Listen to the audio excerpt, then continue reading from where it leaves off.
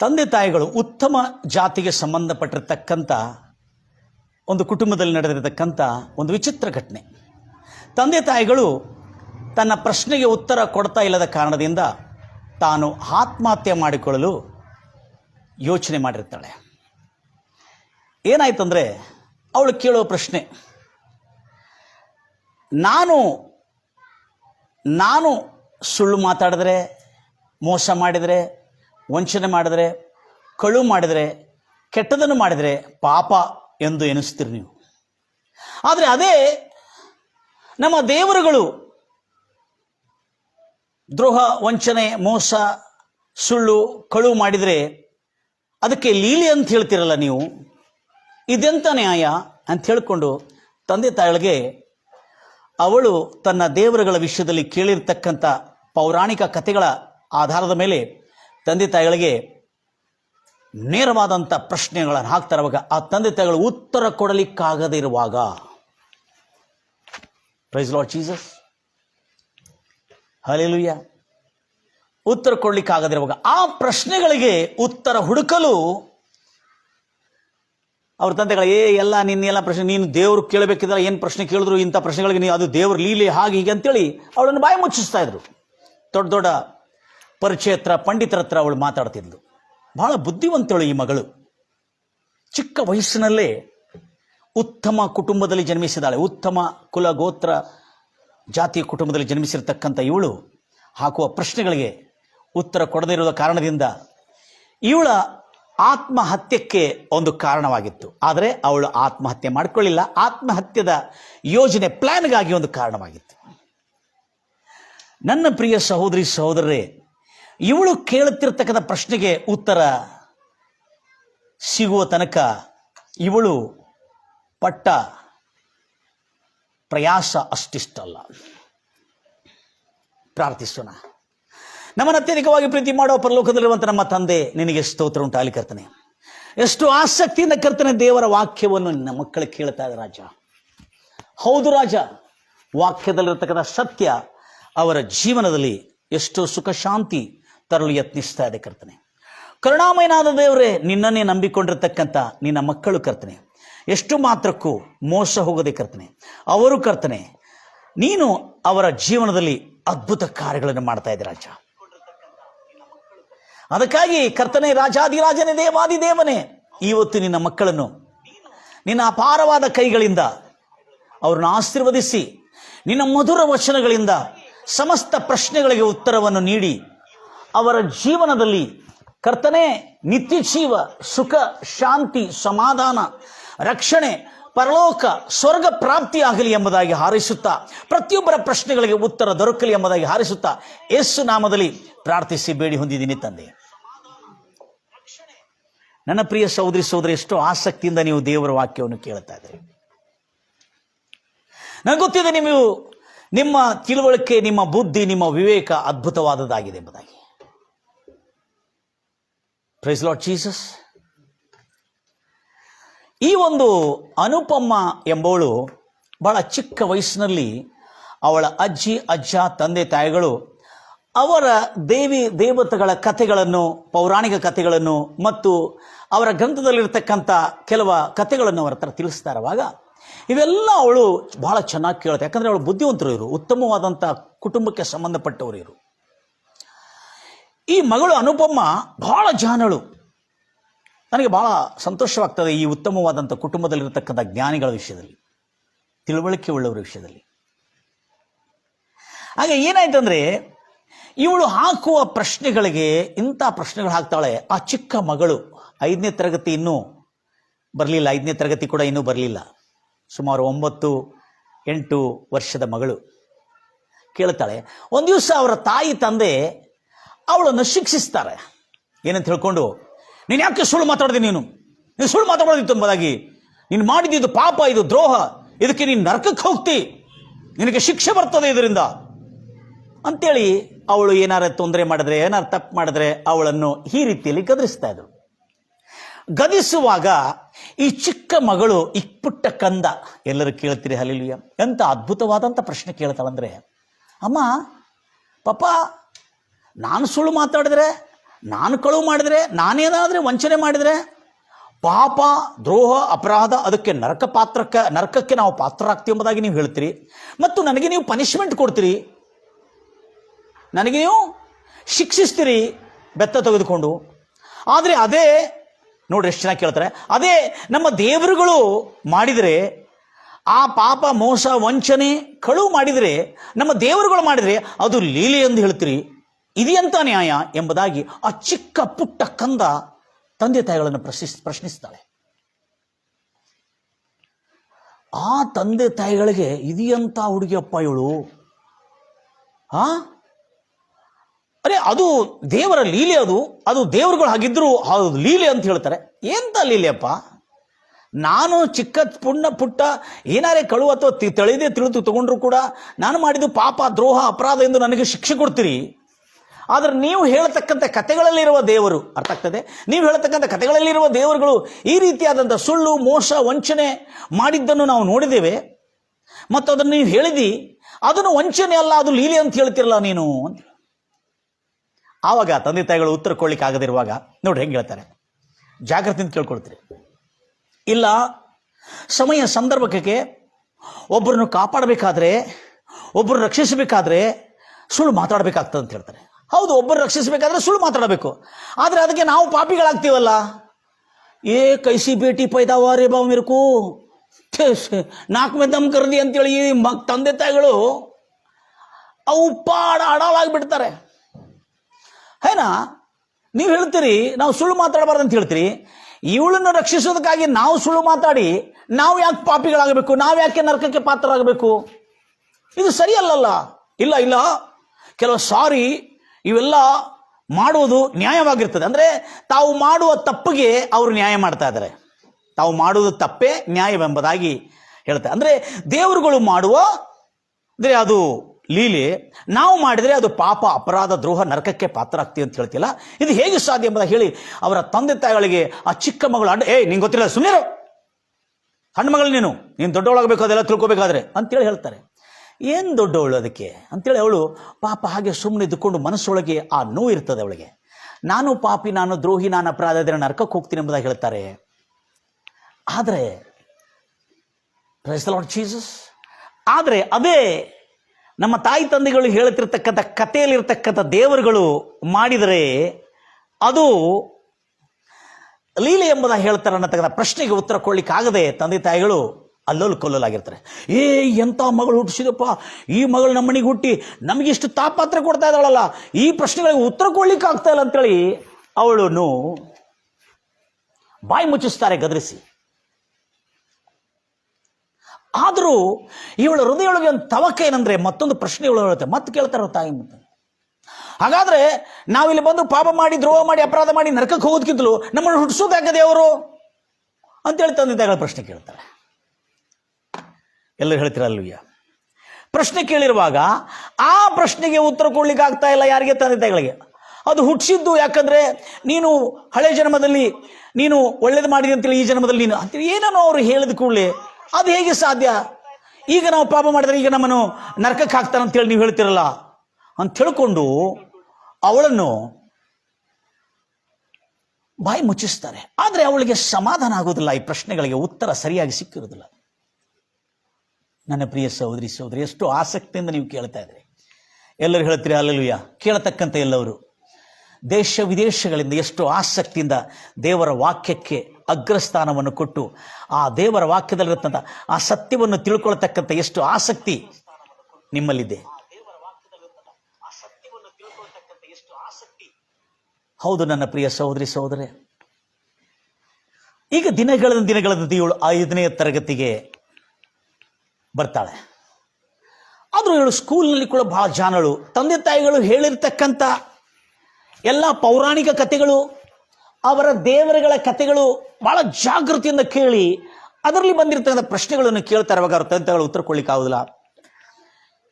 ಇವಳು ಎಂಥ ತರಾಸಾಗಿ ಜನ್ಮಿಸಿದಾಳೆ ಇವಳು. ಅದೇ ಬೇರೆಯವರು ಹೇಳಿದ್ರೆ ಅವರು ದೇವರುಗಳ ಬಗ್ಗೆ ಕೆಪ್ಪಡಿದು ಹೇಳ್ತಾ ಇದ್ರೆ ಅಂತ ಅವ್ರನ್ನ ಬೇಡಿ ಹಾಕಿ ಅವ್ರು ಕಂಪ್ಲೇಂಟ್ ಮಾಡಿ ಅವ್ರನ್ನ ಒಳಗಾಗ್ಲಿಕ್ಕೆ ನೋಡ್ತಾರೆ. ಈಗ ಇವಳು ತನ್ನ ಮಗಳೇ, ಪ್ರೈಸ್ ಲಾರ್ಡ್ ಜೀಸಸ್, ಉತ್ತರ ಕೊಡಲ್ಲ ಪ್ರಶ್ನೆಗೆ. ಇವಳು ತನ್ನ ಮಗಳೇ ಇವಳು ಉತ್ತಮವಾದಂಥ ಕುಟುಂಬದಲ್ಲಿ ಜನ್ಮಿಸಿದಾಳೆ, ಬಹಳ ದೊಡ್ಡ ಜಾತಿಯ ಕುಟುಂಬದಲ್ಲಿ ಜನ್ಮಿಸಿದಾಳೆ ಅನುಪಮ ಎಂಬಳು. ಅವಳು ತನ್ನ ಮಗಳು, ಅವಳಿಗೆ ಏನು ಶಿಕ್ಷೆ ಕೊಡ್ತಾರೆ? ಉತ್ತರ ಕೊಡ್ಲಿಕ್ಕೆ ಆಗ್ತಾ ಇಲ್ಲ. She is asking very general question. 5ನೇ ತರಗತಿಗೆ ಬಂದಾಗ ಇವಳು ದೇವರುಗಳ ಬಗ್ಗೆ ನಂಬಿಕೆ ಅವಳಿಗೆ ಇಲ್ಲ. ಯಾಕಂದ್ರೆ ದೇವರುಗಳು ಸುಳ್ಳು, ಮೋಸ, ವಂಚನೆ ಮಾಡುವುದಿಲ್ಲ, ದೇವರಂದ್ರೆ ಪವಿತ್ರವಾಗಿರ್ತಾರೆ ಅನ್ನತಕ್ಕಂಥ ಅವಳ ಆತ್ಮಸಾಕ್ಷಿಯ ಮಾತನ್ನು ಕೇಳಿದಾಳೆ. ಈ ಮಾತು ನಾನು ಯಾಕೆ ತಿಳಿಸ್ತಾ ಇದ್ದೆ ಅಂದ್ರೆ, ಪ್ರತಿಯೊಂದು ಮಾನವನ ಹೃದಯದಲ್ಲಿ ದೇವರು ನಿತ್ಯತ್ವವನ್ನಿಟ್ಟಿದ್ದಾನಂತೆ. ಆ ನಿತ್ಯತ್ವ ಏನೆಂದು ನನಗೆ ಅರ್ಥ ಆಗಿಲ್ಲಾಗಿತ್ತದು. ಪ್ರಸಂಗಿ ಪುಸ್ತಕದಲ್ಲಿದೆ ಬಹಳ ಅದ್ಭುತವಾಗಿ. ಪ್ರತಿಯೊಂದು ಮಾನವನಲ್ಲಿ ನಿತ್ಯತ್ವದ ಹುಟ್ಟುಗುಣವನ್ನು ಇಟ್ಟಿದ್ದಾನಂತೆ ಅದರೊಳಗೆ. ಯಾಕೆಂದ್ರೆ ಆ ನಿತ್ಯತ್ವ ಏನಂದ್ರೆ ಇಟರ್ನಿಟಿ. My goodness, hallelujah. ಎಲ್ಲರೂ ಹೇಳ್ತಾರಲ್ವಯ್ಯ. ಅಂದ್ರೆ ಅವರು ಯಾಕೆ ಜನ್ಮಿಸಿದ್ರು, ಅವ್ರು ಇದಕ್ಕಾಗಿ ಜನ್ಮಿಸಿದ್ರು ಅಂತಿಲ್ಲ. ನಾವು ನೋಡ್ತೇವೆ ಜ್ಞಾನೋಕ್ತಿ ಪ್ರಸಂಗಿ ಪುಸ್ತಕ 7ನೇ ಅಧ್ಯಾಯ, ಇಲ್ಲಿ ನಾವು ನೋಡ್ತಾ ಇದ್ದೇವೆ ಮಾನವನ ಜನ್ಮ ಯಾಕೆ, ಪ್ರತಿಯೊಂದು ಒಬ್ಬನ ಮೇಲೆ ಒಂದು ಇದಿದೆಯಲ್ಲ ಎಂಬುದಾಗಿ ಹೇಳಿಕೊಂಡು, ನಿಮಗೆ ಸಂಕಟ ದಿನಗಳು ಬಂದಾಗ ಸಂತೋಷಿಸಿರಿ, ದುಃಖ ದಿನ ಬಂದಾಗ ಯೋಚಿಸಿರಿ. ಲಕ್ಷ ಇರಲಿ. ಜ್ಞಾನೋಕ್ತಿ ಅಲ್ಲ, ಪ್ರಸಂಗಿ 7:14 ಓದ್ತೀರಾ ಮಾತನ್ನು? ಸುಖದ ದಿನಗಳಲ್ಲಿ ಹರ್ಷಿಸಿರಿ, ಆನಂದಿಸಿರಿ, ದುಃಖದ ದಿನದಲ್ಲಿ ಯೋಚಿಸು, ಧ್ಯಾನ ಮಾಡು. ಮನುಷ್ಯನು ತನ್ನ ಕಾಲವಾದ ಮೇಲೆ, ಅಂದ್ರೆ ಮರಣ ಕಾಲವಾದ ಮೇಲೆ ಸಂಭವಿಸುವುದನ್ನು ಯಾವುದನ್ನು ಗ್ರಹಿಸಲಾರದಂತೆ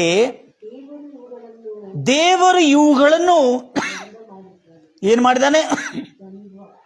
ದ್ವಂದ್ವ ಮಾಡಿದ್ದಾನೆ. Praise the Lord Jesus. ಆಮೇಲೆ ಮುಂದೆ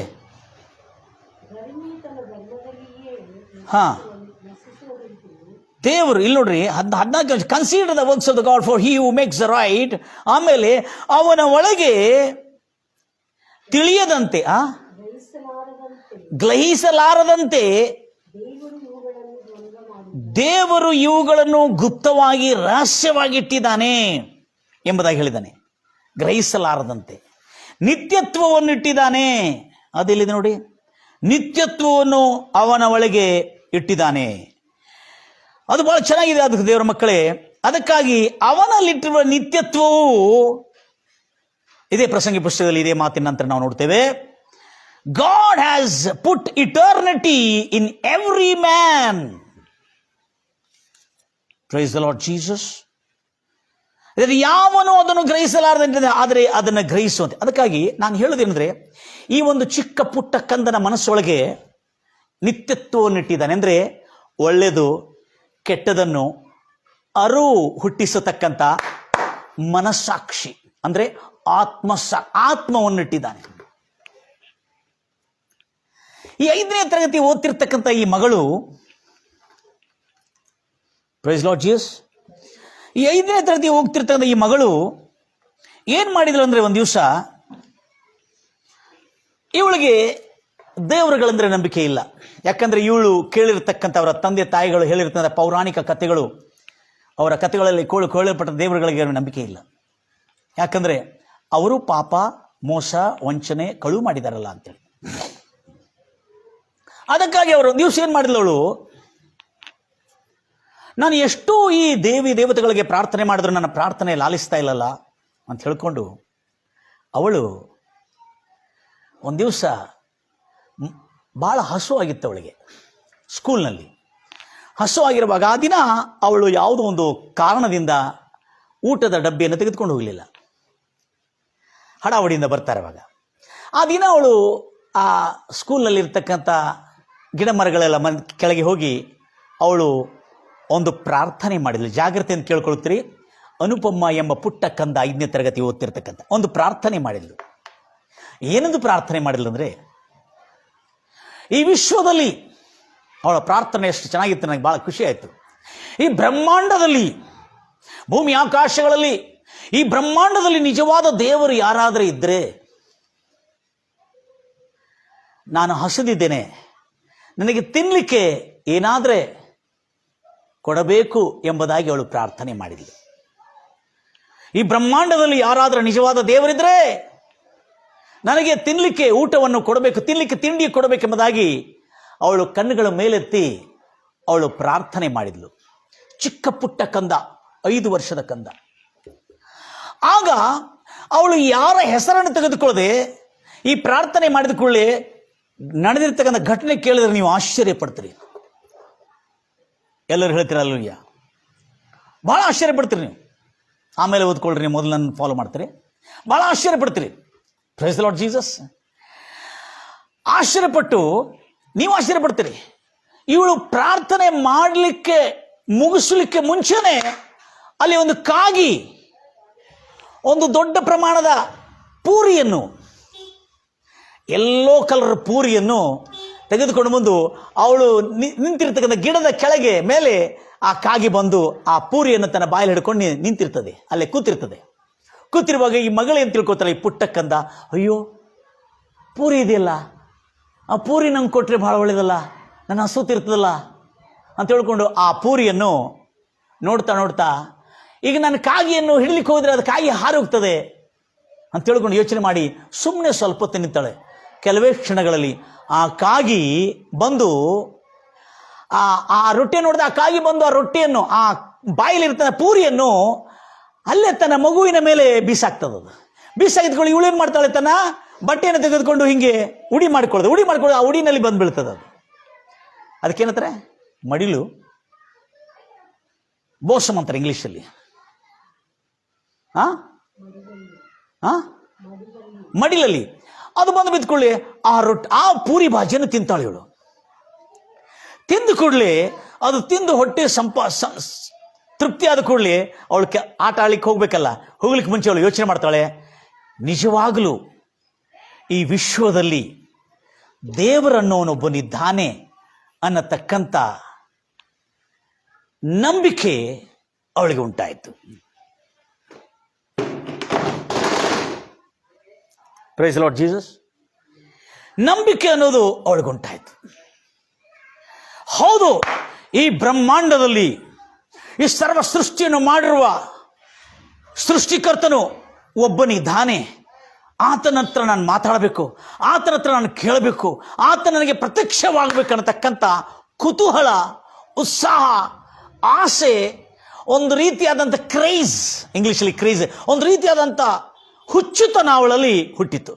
ದೇವರೊಬ್ಬನಿದ್ದಾನೆ, ಖಂಡಿತವಾಗಿ ಒಬ್ಬ ದೇವರಿದ್ದಾನೆ ಎಂಬುದಾಗಿ. Praise the Lord Jesus. ಆದರೆ ಅವಳಿಗೆ ಬೈಬಲ್ ಗೊತ್ತಿಲ್ಲ. ಏನು ಗೊತ್ತಿಲ್ಲ? ಬೈಬಲ್ ಗೊತ್ತಿಲ್ಲಾಗಿತ್ತು. ಆಮೇಲೆ ಅವಳಿಗೆ ಗೊತ್ತಾಯ್ತು. ಯಾರಿಗೆ? ಆಮೇಲೆ ಅವಳಿಗೆ ಗೊತ್ತಾಯ್ತು, ಏಲಿಯ ಎಂಬ ಪ್ರವಾದಿಗೆ ದೇವರು ಕೆರುತ್ ಎಂಬ ಹಳ್ಳಗಳ ಪಕ್ಕದಲ್ಲಿ ಬರಗಾಲಿನ ಸಮಯದಲ್ಲಿ ಏಲಿಯನಿಗೆ ಕಾಗಿಗಳ ಮೂಲಕವಾಗಿ ಅನೇಕ ತಿಂಗಳುಗಳು ದೇವರು ರೊಟ್ಟಿ ಮತ್ತು ಆಹಾರವನ್ನು ತಂದು ಏಲಿಯನನ್ನು ಪೋಷಿಸಿದನಲ್ಲ, ಆ ದೇವರ ಬಗ್ಗೆ ಅವಳು ಗೊತ್ತಿಲ್ಲ. ಆದರೆ ಆ ದಿನದಲ್ಲಿ ಅವಳ ಜೀವನದಲ್ಲಿ ಆಗಿರ್ತಕ್ಕಂಥ ಈ ಒಂದು ಅದ್ಭುತ ಘಟನೆ, ನಿಜವಾಗಲೂ ಬ್ರಹ್ಮಾಂಡದಲ್ಲಿ ಯಾರಾದರೆ ಸತ್ಯ ದೇವರಿದ್ರೆ ನನಗೆ ಆಹಾರವನ್ನು ಕೊಟ್ಟು ನನ್ನ ಆಸುವನ್ನು ತೀರಿಸಬೇಕೆಂಬುದಾಗಿ ಇವಳು ಏನು ಪ್ರಾರ್ಥನೆ ಮಾಡಿರ್ತಾಳೆ.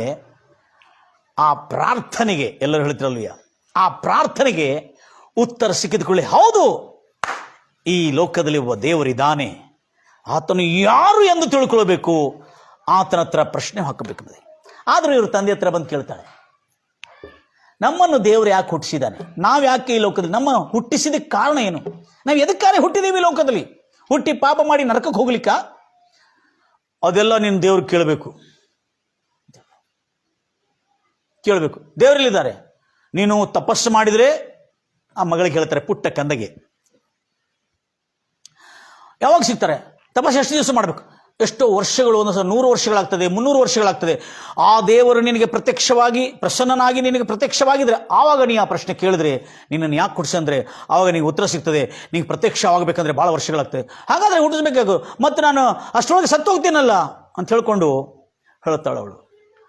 और ತಂದೆಗಳ ಏಕ್ ಕೈಸಾ ಬೇಟಿ ಪೈದ ಅವರ್ ಎಂಕು ಈ ಹಮಾರ ನಾಲ್ಕು ಮೇಲೆ ದಮ್ ಕರ್ದಿ ಎಂಥ ಮಗಳು ಹುಟ್ಟಿದಾಳಪ್ಪ ಇಲ್ವು ನಾವು ಉತ್ತಮವಾದಂಥವ್ರು ಅಂತೇಳಿ ನಾವು ತಿಳಿದ್ರೆ ಇವಳು ಹೇಳ್ತಕ್ಕಂಥ ಪ್ರಶ್ನೆಗೆ ಉತ್ತರ ಕೊಡ್ಲಿಕ್ಕೆ ಆಗ್ತಲ್ಲ ಅಂತೇಳಿ ಅವಳಿಗೆ ಅಡ್ಡತಿಡ್ಡ ಪ್ರಶ್ನೆಗೆ ಅವಳಿಗೇನಂತಾರೆ, ನಾವು ದೇವರು ನಿನಗೆ ಪ್ರತ್ಯಕ್ಷವಾಗಿದ್ರೆ ನಿನ್ನ ಪ್ರಶ್ನೆಗಳಿಗೆ ಉತ್ತರ ಕೊಡ್ತಾನೆ.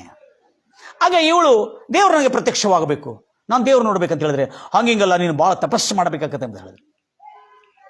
ಆದರೆ ಇವಳು ಅಷ್ಟಕ್ಕೆ ಬಿಡಲಿಲ್ಲ. ತನ್ನ ಮನಸ್ಸೊಳಗೆ ಅದನ್ನಿಟ್ಕೊಂಡು ಆ ಪ್ರಶ್ನೆ ಅವಳ ಮನಸ್ಸೊಳಗೆ ಪ್ರತಿದಿನ ಅವಳನ್ನು ಕಾಡ್ತಾ ಇತ್ತು. ಅವಳು ಸ್ಕೂಲ್ನಲ್ಲಿ ಭಾಳ ಕ್ಲೆವರ್ ಆಗಿದ್ಲು, ಓದ್ತಾ ಇದ್ದು ಒಂದು ದಿವಸ ಏನಾಯಿತು,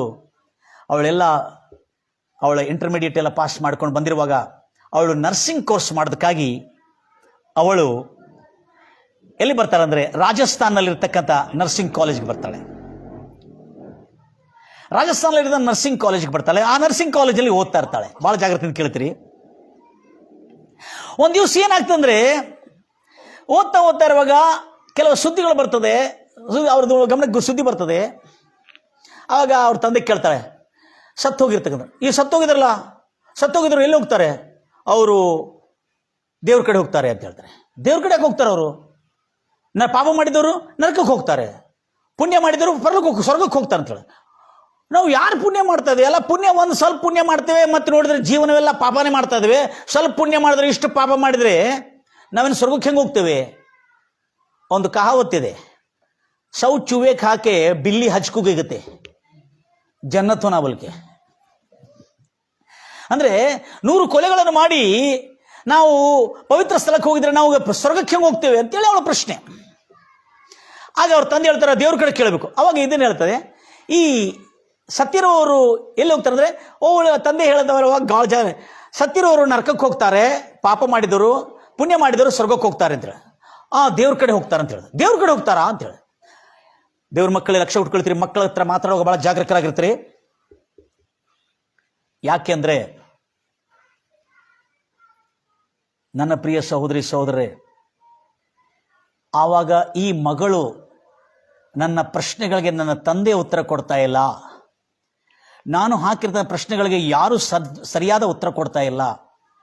ಕರೆಕ್ಟಾಗಿ ಲಾಜಿಕ್ ಆಗಿ ಅವ್ರು ಹೇಳಿರ್ತಕ್ಕಂಥ ಸ್ಟೋರಿಗಳಲ್ಲಿ, ದೇವರುಗಳ ಸ್ಟೋರಿಗಳಲ್ಲಿ, ಕಥೆಗಳಲ್ಲಿ ಇರ್ತಕ್ಕಂಥ ಕರೆಕ್ಟಾಗಿ ನಾನು ಲಾಜಿಕ್ ಆಗಿ ಪ್ರಶ್ನೆ ಕೇಳಿದ್ರೆ ನನ್ನ ಪ್ರಶ್ನೆಗೆ ಲಾಜಿಕ್ ಉತ್ತರಗಳು ಅಂದರೆ ಒಂದು ಪ್ರಾಮಾಣಿಕವಾದಂಥ, ಒಂದು ಶಿಕ್ಷಣಪೂರ್ವಕವಾದಂಥ ಉತ್ತರ ಕೊಡ್ತಾ ಇಲ್ಲ ಅಂತ ಹೇಳ್ಕೊಂಡು ಇವಳು ಏನು ತೀರ್ಮಾನ ಮಾಡ್ತಾಳೆ, ನಾನು ದೇವ್ರ ಕಡೆ ಹೋಗಬೇಕಾದ್ರೆ ಈ ಮೂರ್ಖ ತೀರ್ಮಾನ ಯಾವತ್ತೂ ಮಾಡ್ಲಿಕ್ಕೆ ಹೋಗಬೇಡ್ರಿ, ನಾನು ಸತ್ರ ದೇವ್ರ ಕಡೆ ಹೋಗ್ತೀನಿ ಅಂತ ಹೇಳಿದ್ರಲ್ಲ ಅಂತ ಹೇಳ್ಕೊಂಡು ಇವಳು ಒಂದು ಮೂರ್ಖತನವಾದ ತೀರ್ಮಾನ ಆಲೋಚನೆ ಮಾಡಿಕೊಂಡಿರ್ತಾರೆ.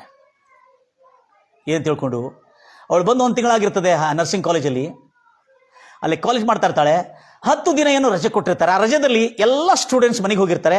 ಆ ಸಮಯದಲ್ಲಿ ಇವಳು ತೀರ್ಮಾನ ಮಾಡ್ತಾಳೆ, ಈ 10 ದಿನಗಳ ರಜೆಯಲ್ಲಿ ನಾನು 9ನೇ ದಿನ ಒಂದು ವಿಷಯವನ್ನು ಕುಡಿದು ನಾನು ಸತ್ತು ಹೋಗಿದ್ರೆ ಆವಾಗ ನಾನು ದೇವರ ಕಡೆ ಹೋಗಿ ನನ್ನ ಪ್ರಶ್ನೆಗಳಿಗೆಲ್ಲ ಉತ್ತರ ಕೇಳ್ತೀನಿ ಎಂಬುದಾಗಿ ಈ ರೀತಿಯಾದಂಥ ಮೂರ್ಖ ಒಂದು ಮುಟ್ಟಾಳ ತೀರ್ಮಾನ ಅವಳು ಮಾಡಿಕೊಂಡಿರ್ತಾಳೆ. ಯಾಕಂದರೆ ಅವಳಲ್ಲಿ ದೇವರ ಹತ್ರ ನಾನು ಭೇಟಿಯಾಗಬೇಕು, ದೇವರನ್ನು ನೋಡಬೇಕು, ಆತನಿಗೆ ನಾನು ಅನೇಕ ಪ್ರಶ್ನೆಗಳನ್ನು ಕೇಳಬೇಕು, ನನ್ನ ಪ್ರಶ್ನೆಗಳಿಗೆ ಉತ್ತರ ಸಮಾಧಾನ ಅವರು ಹೇಳಬೇಕು ಎಂಬ ಈ ಕುತೂಹಲ, ಈ ಆನಂದ, ಈ ಹರ್ಷ, ಈ ಉತ್ಸಾಹ ಏನಾಗಿದೆ ಅಂದರೆ ಒಂದು ಹುಚ್ಚುತನವಾಗಿ ಮಾರ್ಪಾಟವಾಗಿ ನಾನು ಮರಣದ ಮೂಲಕವಾಗಿ ದೇವರನ್ನು ಹೋಗಿ ನೋಡ್ತೇನೆ.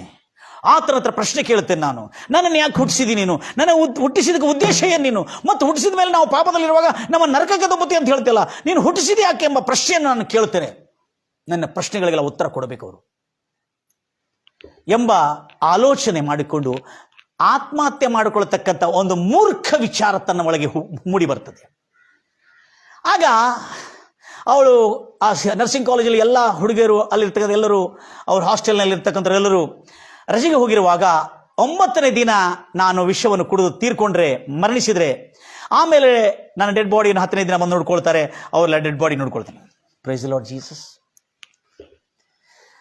ಗಂಭೀರವಾಗಿ ಹೇಳ್ತಿರಲ್ವಯ್ಯ. ಆವಾಗ ಆಲೋಚನೆ ಮಾಡಿಕೊಂಡು 9ನೇ ದಿನ ಬರ್ತದೆ. ಆ 9ನೇ ದಿನ ರಾತ್ರಿಗೆ ತೀರ್ಕೋಬೇಕು, ಬೆಳಗ್ಗೆ ಆದರೆ ನಾನು ಸತ್ತೋಗ್ತೇನೆ ಎಂಬುದಾಗಿ ವಿಚಾರ ಮಾಡಿಕೊಂಡು ಬೆಳಗ್ಗಿಂದ ಅವಳು ತನ್ನ ಮನೆಯಲ್ಲಿ, ತನ್ನ ರೂಮ್ನಲ್ಲಿ ವಿಷ ಪದಾರ್ಥವನ್ನು ತಂದಿಟ್ಕೊಂಡಿರ್ತಾಳೆ. ಆ ಹಾಸ್ಟೆಲ್ನಲ್ಲಿರ್ತಕ್ಕಂಥ ಕ್ಯಾಥಲಿಕ್ ನನ್ನವರು, ಜಾಗ್ರತೆಯಿಂದ ಕೇಳುತ್ತೀರಿ ನನ್ನ ಪ್ರಿಯ ಸಹೋದರಿ ಸಹೋದರಿ. ಆ ಸಿಸ್ಟರ್ಸ್ಗಳಿದಾರಲ್ಲೇ, ಸೀನಿಯರ್ ಸಿಸ್ಟರ್ಸ್ಗಳು, ಅಲ್ಲಿ ಹಿರಿಯ ಸಿಸ್ಟರ್ಸ್ಗಳಿರ್ತಾರೆ. ಅವರು ಏನು ಮಾಡ್ತಾರೆ, ಕಿರಿಯ ಸಿಸ್ಟರ್ಸ್ಗಳೆಲ್ಲ ರೂಮ್ನಲ್ಲಿ ಏನು ಒಂದು ಹುಡುಗಿ ಇದ್ದಾಳಂತೆ, ಪಾಪ ಅವಳು ಒಬ್ಬಳೇ ಇದ್ದಾಳೆ ಅಂತ ಹೇಳ್ಕೊಂಡು ಅವರು ಆ ಒಂದು ಹಾಸ್ಟೆಲ್ ಒಳಗೆ ಚಾಪಲ್ ಇರ್ತದೆ. ಚಾಪಲ್ ಅಂದರೆ ಪ್ರಾರ್ಥನಾಲಯ ಇರ್ತದೆ. ಪ್ರಾರ್ಥನಾಲಯದಲ್ಲಿರುವಾಗ ಅಲ್ಲಿ ಆ ಸಿಸ್ಟರ್ಸ್ಗಳು, ನನ್ಸ್ಗಳು, ಅಲ್ಲಿರ್ತಕ್ಕಂಥ ಎಲ್ಲ ಕ್ರೈಸ್ತ ಉಪದೇಶಕರು, ಉಪನ್ಯಾಸಕರು ಅಲ್ಲಿ ಇರ್ತಾರೆ.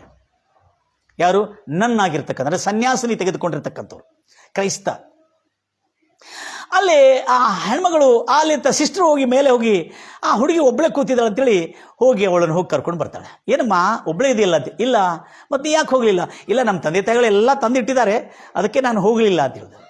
ಆಯ್ತು, ನೀವು ಒಬ್ಬಳೇ ಇದ್ರೆ ಪರವಾಗಿಲ್ಲ, ಒಬ್ಬಳೇ ಇದ್ರೆ ಬೋರ್ ಆಗ್ತದೆ, ಬಾ ನೀನು ಕೆಳಗೆ, ನಾವೆಲ್ಲ ಪ್ರೇಯರ್ ಮಾಡ್ತಾ ಇದ್ದೇವೆ, ಆ ಪ್ರೇಯರ್ನಲ್ಲಿ ಕೂತ್ಕೋ, ಮನಸ್ಸು ಸ್ವಲ್ಪ ಚೆನ್ನಾಗಿರ್ತದೆ ಅಂತ ಹೇಳ್ತಾರೆ.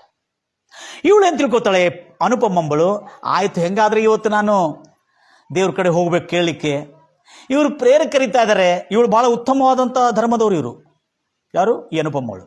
ಪ್ರೇಯರ್ ಕರೀತಾ ಇದ್ದಾರೆ, ಹೋಗಿ ನಾನು ಪ್ರೇಯರ್ ಕೂತ್ಕೊಂಡು ಬರ್ತೇನೆ, ಇವತ್ತು ಕೊನೆ ದಿನ ಅಲ್ಲ ಅಂತ ಹೇಳ್ಕೊಂಡು ಅವಳು ಏನು ಮಾಡ್ತಾಳೆ, ಆ ಒಂದು ಸಿಸ್ಟರ್ ಜೊತೆಯಲ್ಲಿ, ಸೀನಿಯರ್ ಸಿಸ್ಟರ್ ಜೊತೆಯಲ್ಲಿ ಅವಳು ಅವ್ರ ಜೊತೆಲಿ ಪ್ರಾರ್ಥನೆಗೆ ಕೂತ್ಕೊಳ್ಳಿಕ್ಕೆ ಹೋಗ್ತಾಳೆ. ಪ್ರಾರ್ಥನೆ ಕೂತ್ಕೊಳ್ಳಿಕ್ಕೆ ಹೋಗ್ತಾಳೆ. ಆಮೇಲೆ ಏನಾಗ್ತದಂದ್ರೆ ಅಲ್ಲೇ ಪ್ರಾರ್ಥನೆ ಎಲ್ಲ, ಅವರು ಪ್ರಾರ್ಥನೆ ಕೀರ್ತನೆ ಹಾಡ್ತಾರೆ, ಕೀರ್ತನೆ ಸುಂದರವಾದ ಕೀರ್ತನೆ ಹಾಡ್ತಾರೆ. ಆಮೇಲೆ ಒಂದು ಹಿರಿಯ ಸಿಸ್ಟರ್, ಅವರೆಲ್ಲರಲ್ಲಿ ನನ್ಸ್ಗಳಿರ್ತಾರಲ್ಲ, ಅವರಲ್ಲಿ ಒಂದು ಹಿರಿಯ ನನ್ನ ಇರ್ತಾರೆ, ಅವರು ಅವರಿಗೆ ಉಪದೇಶ ಮಾಡ್ತಾಳಲ್ಲಿ. ಉಪದೇಶ ಮಾಡುವಾಗ ಅವಳು ಹೇಳ್ತಿರ್ತಕ್ಕಂಥ ಪದಗಳು ಭಾಳ ಜಾಗ್ರತೆಯಿಂದ ಕೇಳ್ತಾಳೆ. ನಾವು ಈ ಜಗತ್ತಿನಲ್ಲಿ ಒಂದು ಪ್ರವಾಸಿಗಳಾಗಿ ಬಂದಿದ್ದೇವೆ. ನಾವು ಈ ಜಗತ್ತಿಗೆ ಒಂದು ಪ್ರವಾಸಿಗಳು. ನಾವು ನಿಜವಾದ ವಾಸಗಳು, ನಮ್ಮ ನಿಜವಾದ ನಾಗರಿಕತ್ವ ಏನಂದ್ರೆ ನಾವು ಪರಲೋಕದ ವಾಸಿಗಳು. ನಾವು ಯಾರು? ನಾವು ಪರಲೋಕದ ಪೌರರು, ನಾವು ನಾಗರಿಕರು. ನಾವು ಈ ಲೋಕದಲ್ಲಿ ಯಾತ್ರೆ ಮಾಡೋದಕ್ಕಾಗಿ ಬಂದಿದ್ದೇವೆ. ಈ ಯಾತ್ರೆಯಲ್ಲಿ ನಾವು ಪಾಪ ದ್ರೋಹ ಅಪರಾಧಗಳು ಮಾಡಿದ್ವಿ. ನಾವು ಈ ಯಾತ್ರೆಯಲ್ಲಿ ಪಾಪ ದ್ರೋಹ ಅಪರಾಧಗಳು ಮಾಡಿ ಈ ಭೂಲೋಕದಲ್ಲಿ ನರಕಕ್ಕೆ ಹೋಗುವಂಥ ಪಾಪಗಳು ನಾವು ಮಾಡಿದ್ದೇವೆ. ಆದರೆ ಮತ್ತು ತಿರುಗಿ ನಾವು ಸ್ವರ್ಗಕ್ಕೆ, ಪರಲೋಕಕ್ಕೆ ಹೋಗಲಿಕ್ಕೆ ನಮ್ಗೆ ಆಗಲ್ಲ. ಅದರ ನಿಮಿತ್ತ ನಮ್ಮ ಕರ್ತನಾದ ಯೇಸು, ಎಲ್ಲರೂ ಹೇಳ್ತಿರಲ್ಲೂಯ್ಯ, ನಮ್ಮ ಕರ್ತನಾದ ಯೇಸು, ನಾವೆಲ್ಲರೂ ನಾವು ಮಾಡಿರುವ ಪಾಪ, ನಾವು ಮಾಡಿರುವ ದ್ರೋಹ, ನಾವು ಮಾಡಿರುವ ಅಪರಾಧಗಳ ನಿಮಿತ್ತ ಆತನು ತನ್ನ ಮೇಲೆ ಶಿಕ್ಷೆಯನ್ನು ತೆಗೆದುಕೊಂಡು ತಾನು ಶಿಲುವೆ ಮೇಲೆ ಮರಣಿಸಿ, ನಮ್ಮ ಅಪರಾಧದ ನಿಮಿತ್ತ ಆತನು ದಂಡಿತನಾಗಿ, ನಮ್ಮ ಶಿಕ್ಷೆ ನಿಮಿತ್ತ ಆತನು ಶಿಕ್ಷೆನಾಗಿ, ನಮ್ಮ ಮೇಲೆ ಬರುವ ಶಾಪ ರೋಗಗಳನ್ನೆಲ್ಲ ಆತನು ಹೊತ್ತುಕೊಂಡು ನಮ್ಮನ್ನು ಪಾಪಮುಕ್ತನಾಗಿ ಮಾಡಿ ನಮಗೆ ಮತ್ತು ತಿರುಗಿ ಆ ಪರಲೋಕ, ಆ ಸ್ವರ್ಗದ, ಆ ಪರಲೋಕ, ಆ ಸ್ವರ್ಗಕ್ಕೆ ನಮ್ಮನ್ನು ವಾರಸರಾಗಿ ಮಾಡಿದ್ದಾನೆ. ಆ ಕರ್ತನಾದ ಯೇಸು ಕ್ರಿಸ್ತನು ನಮ್ಮನ್ನು ರಕ್ಷಿಸಿದ್ದಾನೆ. ಅದರ ನಿಮಿತ್ತ ನಾವೆಲ್ಲರೂ ಖಂಡಿತವಾಗಿ ಸ್ವರ್ಗಕ್ಕೆ ಹೋಗುತ್ತೇವೆ, ಪರಲೋಕ ನಮಗೆ ಪ್ರಾಪ್ತವಾಗ್ತದೆ. ಯಾಕಂದರೆ ಯೇಸು ಕ್ರಿಸ್ತನು ನಮ್ಮೆಲ್ಲರ ಪಾಪವನ್ನು ಕ್ಷಮಿಸಿ ನಮ್ಮನ್ನು ಕರುಣಿಸೋದಕ್ಕಾಗಿ ಆತನ ಶಿಲುವೆ ಮೇಲೆ ಮರಣಿಸಿ ನಮ್ಮನ್ನು ರಕ್ಷಿಸಿದ್ದಾನೆ. ಅದಕ್ಕಾಗಿ ಖಂಡಿತವಾಗಿ ನಾವು ಸ್ವರ್ಗವಾಸಿಗಳು. ಭೂಮಿನಲ್ಲಿ ಕೆಲವು ವರ್ಷಗಳು ಮಾತ್ರ ಬದುಕುತ್ತೇವೆ. ಆ ಬದುಕಿರುವ ಕೆಲವು ದಿನಗಳಲ್ಲಿ ನಾವು ಮಾಡಿರುವ ಪಾಪ ಅಪರಾಧಗಳ ನಿಮಿತ್ತ ನರಕಕ್ಕೆ ಹೋಗುವಂಥ ಪರಿಸ್ಥಿತಿ ನಮಗೆ ಬಂದುಬಿಟ್ಟಿದೆ. ಅದರ ನಿಮಿತ್ತ ಯೇಸು ಕ್ರಿಸ್ತನು ನಮ್ಮ ದೇವರಾದ ಕರ್ತನು, ಎಲ್ಲರ ಲಕ್ಷ ಕೇಳ್ತಿರಲಿ ಅವಳು ಮಾತು ಕೇಳ, ಯೇಸು ಕ್ರಿಸ್ತನು ನಮ್ಮ ಕರ್ತನಾದ ಒಡೆಯನು. Praise the lord Jesus, praise the lord Jesus. ಕರ್ತನಾದ ಒಡೆಯನು ನಮಗಾಗಿ ಶಿಲುವೆ ಮೇಲೆ ಮರಣಿಸಿ ನಮ್ಮ ಪಾಪಗಳೆಲ್ಲ ತೊಳೆದು ಶುದ್ಧೀಕರಿಸಿ ನಮಗೆ ತಿರುಗಿ ಪರಲೋಕಕ್ಕೆ ವಾರಸನಾಗಿ, ಹಕ್ಕುದಾರರಾಗಿ ನಮ್ಮನ್ನು ಮಾಡಿದ್ದಾನೆ. ಇದನ್ನು ಕೇಳ್ತಿರ್ತಕ್ಕಂಥ ಈ ಅನುಪಮ ಸಿಟ್ಟು ಬರ್ತದೆ ಒಳಗೆ, ಭಾಳ ಸಿಟ್ಟು ಬರ್ತದೆ ಒಳಗೆ. ಇಂಥ ಸಿಟ್ಟು ಬರ್ತದೆ,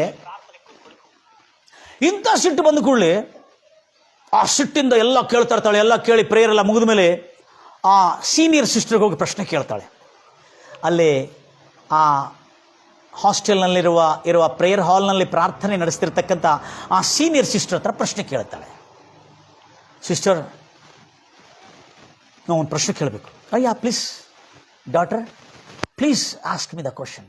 ಮಗಳೇ ಕೇಳು, ನನಗೆ ಏನು ಪ್ರಶ್ನೆ? ನೀವು ಹೇಳಿರುವ ಮಾತಲ್ಲಿ ನನಗೆ ನಿಮ್ಮಂಥ ಕೆಟ್ಟ ದೇವರು, ನಿಮ್ಮಂಥ ಸರಿ ಇಲ್ಲದ ದೇವರು, ನಿಮ್ಮಂಥ ಯೇಸು ದೇವರು ಎಷ್ಟು ಕೆಟ್ಟ ದೇವರು ಅಂತೇಳಿ ನಾನು ಎಂದಿಗೂ ತಿಳ್ಕೊಂಡಿಲ್ಲ.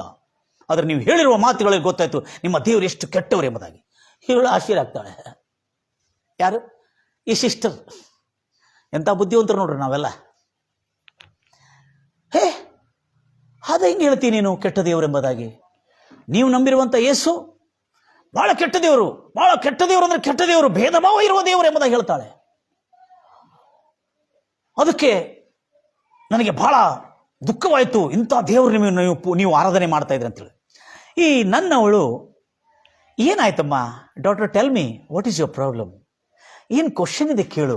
ಇಲ್ಲ, ನೀವೇನು ಹೇಳಿದ್ರಿ? ನೀವೀಗ ಪ್ರಸಂಗ ಮಾಡಿದ್ರಿ ನಾವು ಸ್ವರ್ಗಕ್ಕೆ ವಾಸಿ ಎಂಬುದಾಗಿ. ಅಷ್ಟು ಕಾನ್ಫಿಡೆಂಟ್ ಆಗಿ ನೀವು ಹೆಂಗೆ ಹೇಳ್ತೀರಿ? ನೀವು ಸ್ವರ್ಗಕ್ಕೆ ಖಂಡಿತವಾಗಿ ಹೋಗ್ತೀರಿ ಅಂತೇಳಿ ನಿಮಗೆ ಅಂತ ಕಾನ್ಫಿಡೆಂಟ್ ಎಲ್ಲಿ ಬಂದಿದೆ? ಒಂದು. ಎರಡನೇ ಪ್ರಶ್ನೆ ಅಂದರೆ, ನೀವು ಹೇಳಿದ್ರಿ ಏನಂತ ಹೇಳಿ, ಯೇಸು ನಮ್ಮನ್ನು ರಕ್ಷಿಸೋದಕ್ಕಾಗಿ, ನಮ್ಮ ಪಾಪಗಳನ್ನು ತೊಳೆದು ಶುದ್ಧೀಕರಿಸಿ ನಮ್ಮನ್ನು ಸ್ವರ್ಗಕ್ಕೆ ವಾರಸರಾಗಿ ಮಾಡಿಕೊಳ್ಳೋದಕ್ಕಾಗಿ ಯೇಸು ಶಿಲುಬೆ ಮೇಲೆ ಮರಣಿಸಿದ್ರಿ ಅಂತ ಹೇಳಿದ್ರಿ. ಮತ್ತು ನಾವೆಲ್ಲ ನರಕಕ್ಕೆ ಹೋಗ್ಬೇಕೇನೋ ಅಂತ ಕೇಳ್ತಾಳೆ. ಅವಳ ಪ್ರಶ್ನೆ ನೋಡ್ರಿ ಎಷ್ಟು ಚೆನ್ನಾಗಿದೆ. I love this question about that Anupama. ಅವಳು ಹೇಳ್ತಾರುವಾಗ ನೀವೆಲ್ಲ ಹೇಳಿದ್ರಿ ಯೇಸು ನಮಗಾಗಿ, ನಮ್ಮ ಪಾಪಗಳಿಗಾಗಿ ಶಿಲುಬೆ ನಡೆಸಿ ನಮ್ಮನ್ನು ಶಾಪದಿಂದ ಮುಕ್ತರಾಗಿ ಮಾಡಿ, ನಮ್ಮ ನರಕದಿಂದ ಮುಕ್ತರಾಗಿ ಮಾಡಿ, ನಮಗೆ ಸ್ವರ್ಗ ಪರಲೋಕ ವಾರಸರಾಗಿ ಮಾಡಿ, ಪರಲೋಕಕ್ಕೆ ಖಂಡಿತವಾಗಿ ನಮ್ಮ ನಡೆಸತಕ್ಕಂಥವನಾಗಿ ನೀವು ನಿಮ್ದು ಹೇಳ್ಕೊಂಡ್ರಿ. ನಿಮ್ಮ ಯೇಸು ನಿಮ್ಮ ಪಾಪಗಳನ್ನು ಕ್ಷಮಿಸಿ ನಿಮ್ಮನ್ನು ಸ್ವರ್ಗ ಪ್ರಾಪ್ತಿ ಆಗುವಂತೆ ಮಾಡಿದ್ರೆ, ಮತ್ತು ಇನ್ನಿತರ ಧರ್ಮದವರು, ಇನ್ನಿತರ ಜಾತಿಯವರು, ಇನ್ನಿತರವರು, ಅವರ ಅಲ್ಪಸಂಖ್ಯಾತರಿದ್ದಾರೆ, ಬಹುಸಂಖ್ಯಾತರಿದ್ದಾರೆ, ಇವೆಲ್ಲ ಜನರ ವಿಷಯದಲ್ಲಿ ಯೇಸುಗೆ ಅವರ ವಿಷಯದಲ್ಲಿ ಕೂಡ ಏನಾದ್ರು ಮಾಡಬೇಕಾಗಿತ್ತಲ್ಲ. ಅದಕ್ಕಾಗಿ ನಿಮ್ಮ ದೇವರು ನನಗೆ ಇಷ್ಟ ಇಲ್ಲ, your god is a bad god ಎಂಬುದಾಗಿ. ಆಗ ಆ ಸಿಸ್ಟರ್ ಭಾಳ ಸೌಮ್ಯವಾಗಿ ಉತ್ತರ ಕೊಟ್ಟಳು. ಸಂತೋಷವಾಯ್ತು ಅವಳಿಗೆ. ಅವಳು ಹೇಳ್ತಾ, ಡಾಕ್ಟರ್ ಅಂದರೆ ಮಗಳೇ, ನಂಗೆ ಭಾಳ ಸಂತೋಷವಾಯ್ತು, ನೀನು ಒಳ್ಳೆ ಪ್ರಶ್ನೆ ಕೇಳಿದಿ, ಭಾಳ ಒಳ್ಳೆ ಪ್ರಶ್ನೆ ಕೇಳಿದಿ. ಅದಕ್ಕಾಗಿ ಇವತ್ತು ನಿನ್ನ ಪ್ರಶ್ನೆಗಳಿಗೆ ಉತ್ತರ ಖಂಡಿತವಾಗಿ ನಾನು ಕೊಡ್ತೇನೆ. ಹೌದಾ? ನೀನು ಅಪಾರ್ಥ ಮಾಡಿಕೊಂಡಿದ್ದೆ ಮಗಳೇ. ನಾವು ಎಂಬುದಾಗಿ ಹೇಳಿರುವಾಗ, ನಮಗೋಸ್ಕರ ಎಂಬುದಾಗಿ ಹೇಳಿರುವಾಗ, ಅದು ಕ್ರೈಸ್ತರಿಗೋಸ್ಕರ ಎಂದು ನಾನು ಹೇಳಿದೆನಾ? ಅಂದರೆ ನಮಗೋಸ್ಕರ ಅಂದರೆ ನೀವು ಕ್ರಿಶ್ಚಿಯನ್ಸ್ ಅಲ್ಲ ಅಂತ ಹೇಳಿದ್ಲು. ಯಾಕಂದರೆ ಈ ರಾತ್ರಿ ಅವಳು ಸಾಯಲಿಕ್ಕಿದ್ದಾಳೆ, ಅದಕ್ಕಾಗಿ ಪ್ರಶ್ನೆ ಅವಳನ್ನು ಕಾಡಿತ್ತು. ಕ್ರಿಶ್ಚಿಯನ್ಸ್ ಅಲ್ಲ, ನಮಗೋಸ್ಕರ ಅಂದರೆ ನಾನು ಕ್ರಿಶ್ಚಿಯನ್ರಿಗೆ ಅಂತ ಹೇಳಿದೆನಾ? ಇಲ್ಲ, ನಮಗೋಸ್ಕರ ಅಂದರೆ ಭೂಲೋಕ, ನಾವೆಲ್ಲರೂ, ನೀನು ನಾನು ಎಲ್ಲರೂ ಕೂಡಿ ನಮಗೋಸ್ಕರ ಎಂಬುದಾಗಿ ಹೇಳಿದೆ. ಆ ಪದಕ್ಕೆ ನಮ್ಮ ಎಂಬ ಪದ ಬಂದಿರುವಾಗ ಮಾನವ ಎಲ್ಲ ಜಾತಿಗಳಿಗೆ ಇದು ಲಾಗೂ ಆಗ್ತದೆ ಎಂಬುದಾಗಿ ಹೇಳಿದ್ರು. ಅದೇಗೆ ಸಾಧ್ಯ? Doctor, I want to tell you very good scripture in the Bible. ನಮ್ಮ ಕ್ರೈಸ್ತವರಿಗೆ, ಮಾನವ ಎಲ್ಲ ಜಾತಿ ಕುಲದವರಿಗೆ, ಎಲ್ಲ ಕೆಟ್ಟವರಿಗೂ, ಒಳ್ಳೆಯವರಿಗೂ, ದುಷ್ಟರಿಗೂ, ದುರ್ಮಾರ್ಗರಿಗೂ ಯೇಸು ಕ್ರಿಸ್ತು ಅವರೆಲ್ಲರಿಗಾಗಿ, ಯೇಸು ಕ್ರಿಸ್ತು ಅವರೆಲ್ಲರ ಪಾಪ ದ್ರೋಹ ಅಪರಾಧಗಳಿಗಾಗಿ ಯೇಸು ಕ್ರಿಸ್ತನ ಶಿಲುಬೆ ಮೇಲೆ ಮರಣಿಸಿದ್ದಾರೆ. ನಿನಗೆ ಗೊತ್ತಿದೆಯಾ? ಎಲ್ಲರಿಗಾಗಿಯೋ. ಮತ್ತು ನೀವು ಹೇಳಿದ್ರೆ ನಮಗೋಸ್ಕರ ಅಂದರೆ ನಮ್ಮ ಎಂಬ ಪದ ಬಹು ವಚನ ಆಗ್ತದೆ. ಅದಕ್ಕಾಗಿ ನಾವೆಲ್ಲರಿಗೋಸ್ಕರ ಅಂದರೆ ನೀನು ಅದರೊಳಗೆ ಬಂದಿದೆಯಲ್ಲ, ಅದಕ್ಕೆ ಸಾಧ್ಯ.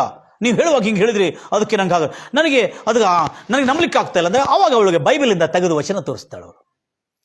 ಈ ಸಿಸ್ಟರು, ಇವಳು ಒಳ್ಳೆ ಪ್ರಶ್ನೆ, ಯಾಕಂದರೆ ಇವರು ಬುದ್ಧಿವಂತರು. ಇವರು ಯಾರು? ಉತ್ತಮ ಕುಟುಂಬಕ್ಕೆ ಸಂಬಂಧಪಟ್ಟಿರ್ತಕ್ಕಂಥ ಇವರು ಬಹಳ ಬುದ್ಧಿವಂತರು. ಇವರು ಬಹಳ ಚಿರುಪರಿಚಯ ಆಗಿರ್ತಕ್ಕಂಥ ಒಂದು ವಚನ, ಕ್ರೈಸ್ತರೆಲ್ಲರಿಗೂ ಗೊತ್ತಿರತಕ್ಕಂಥ ವಚನ. ಯೋಹಾನ ಸುವಾರ್ತೆ 3ನೇ ಅಧ್ಯಾಯ 16ನೇ ವಚನದಲ್ಲಿ ಈ ವಚನವನ್ನು ಓದಿ ಅವಳಿಗೆ ತಿಳಿಸ್ತಾಳೆ. ಬಹಳ ಸುಂದರವಾಗಿ ತಿಳಿಸ್ತಾಳೆ. ಎಷ್ಟು ಚೆನ್ನಾಗಿದೆ ನೋಡ್ರಿ ಮಾತು. ಓದ್ತೀರಾ ಮಾತು? ದೇವರು, god so loved the world. ದೇವರು ಲೋಕದ ಮೇಲೆ ಎಷ್ಟೋ ಪ್ರೀತಿಯನ್ನಿಟ್ಟು ತನ್ನ ಏಕೈಕ ಒಬ್ಬನೇ ಮಗನನ್ನು ಕೊಟ್ಟನು. ಆ ಕೊಡಲ್ಪಟ್ಟಿರುವ ಯೇಸುವನ್ನು ನಂಬುವವನು, ಆತನನ್ನು ನಂಬುವವನು ಲಿಕ್ಷಕ ಕೇಳ್ತೀವಿ ಮಗಳೇ ಅಂತ ಹೇಳ್ತಾರೆ. ಆತನನ್ನು ನಂಬುವವನು ಒಬ್ಬನಾದರೂ ನಾಶವಾಗದೆ ಎಲ್ಲರೂ ನಿತ್ಯ ಜೀವ, ಅನಂತ ಜೀವ, ನಿತ್ಯ ಜೀವ ಹೊಂದುವುದಕ್ಕಾಗಿ ಪಡೆಯೋದಕ್ಕಾಗಿ ಯೇಸುವನ್ನು ನಮಗೆ ಕೊಟ್ಟನು ಎಂಬುದಾಗಿ. ಇದನ್ನು ಓದಿದ್ರೆ, have you heard the grammatical points in this Bible words? Teacher ಇವಳು, ಹಿರಿಯ ಸಿಸ್ಟರ್, ಬೈಬಲಿನಲ್ಲಿ ಎಷ್ಟು ವ್ಯಾಖ್ಯಾನ ಪದವಾದಂಥ ಪದಗಳಿದೆ, ಅದರಲ್ಲಿ ಕ್ಲಿಯರ್ ಆಗಿ ಬರಲ್ಪಟ್ಟಿದೆ. ಆತನನ್ನು ನಂಬುವ ಒಬ್ಬನಾದರೂ. Does here any scripture, any quotation is there Christian ಅಂತ ಕೊಡಲಾಗಿದೆ ಅಂತ ಹೇಳಿದೆ. ಅಂದ್ರೆ ದೇವರು ಲೋಕದ ಮೇಲೆ ಎಷ್ಟೋ ಪ್ರೀತಿಯನ್ನಿಟ್ಟು, ಲೋಕ ಅಂದ್ರೆ ಯಾರು? ಕ್ರಿಶ್ಚಿಯನ್ರ? ನೋ. ಲೋಕ ಅಂದ್ರೆ ಭೂಲೋಕದಲ್ಲಿರುವ ಎಲ್ಲ ಮಾನವರ ಮೇಲೆ ಪ್ರೀತಿಯನ್ನಿಟ್ಟು, ಅವರು ಯಾವ ಗೋತ್ರದವರು, ಯಾವ ವರ್ಗದವರು, ಯಾವ ಒಳ್ಳೆಯವರು, ದೊಡ್ಡ ಕುಲದವರು, ಕಡಿಮೆ ಕುಲದವರು, ಕೆಟ್ಟವರು, ದುಷ್ಟರು, ಪಾಪಿಗಳು, ಸೆರೆಮನೆಯಲ್ಲಿದ್ದವರು, ಯಾರೇ ಇರಲಿ, ದೇವರು ಲೋಕದ ಮೇಲೆ ಎಷ್ಟೋ ಪ್ರೀತಿಯನ್ನಿಟ್ಟು ತನ್ನ ಒಬ್ಬನೇ ಮಗನಾದ ಯೇಸು ಕ್ರಿಸ್ತನನ್ನು ಕೊಟ್ಟನು. ಈಗ ಅಲ್ಲಿಗೆ ಮುಗಿಲಿಲ್ಲ ಮಗಳೇ. ಸೀದೇರ್ ಸ್ಕ್ರಿಪ್ಚರ್ಸ್ ಎಷ್ಟು ಚೆನ್ನಾಗಿರುತ್ತೆ. ಆತನನ್ನು ಅಂದ್ರೆ ಯೇಸುವನ್ನು ನಂಬುವವನು ಒಬ್ಬನಾದರೂ, ಅಂದ್ರೆ ಯಾರೇ ಇರಲಿ ಅವನು ಯೇಸುವನ್ನು, ಇಂಗ್ಲಿಷಲ್ಲಿ ಹುಮ್ಸೋ ಎವರ್ ಓದ್ರಿ ಆ ಮಾತನ್ನು.